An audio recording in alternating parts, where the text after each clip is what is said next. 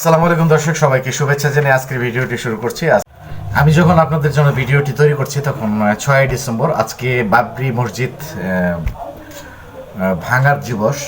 1992 সালে এই বাবরি মসজিদটি ভাঙা হয়েছিল। আমি এই প্রসঙ্গে একটু বলবো যে এই যে ভদ্রলোকটি দেখতে পাচ্ছেন, ওনার নাম হচ্ছে যে মোহাম্মদ আমির হোসেন।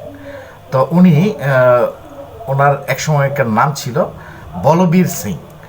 উনি আপনার পাশে দেখতে পাচ্ছেন যে উনি সর্বপ্রথম বাবরি মসজিদের মিম্বরে উঠে হাতুড়ি দিয়ে আঘাত করে এবং উনি ওনার মধ্যে যে মুসলমানদের নিয়ে যে প্রতিহিংসা ছিল, যে ঘৃণা ছিল, তার প্রতিফলন হিসেবে উনি একটি ইট ওনার সাথে করে নিয়ে যান, যে এটা প্রতীক হিসেবে উনি রাখবেন। পরবর্তীতে 6 মাস পরেই ওনার মধ্যে বোধগম্য হয়, ওনার আল্লাহ তাআলা ওনাকে ঠিক 6 মাস পরে হেদায়েত দান করেন, যার ফলে ওনার মধ্যে এই বাবরি মসজিদ ভাঙার বিষয়টি নিয়ে অনুশোচনা এসেছে। পরবর্তীতে উনি নিয়ত করেছিলেন যে এই মসজিদের বিপক্ষে উনি 101টা মসজিদ নির্মাণ করবেন। তো ওনার জীবন দশায় উনি 90টি মসজিদ নির্মাণ করেছেন। যাই হোক, আল্লাহ ওনাকে ব্যস্ত নসিব করুক। তো এই যে বাবরি মসজিদ 1528 সালে বাবর নির্মাণ করেছিলেন, সম্রাট বাবর। ওনার নাম অনুসারে এই মসজিদটির নামকরণ করা হয়েছিল বাবরি মসজিদ।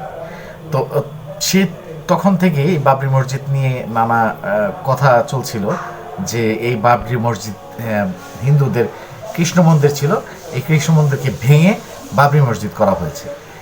এই জন্যে হিন্দুরা তখন থেকে এই বাবরি মসজিদকে ভাঙার একটা অপচেষ্টা চালিয়ে যাচ্ছিল।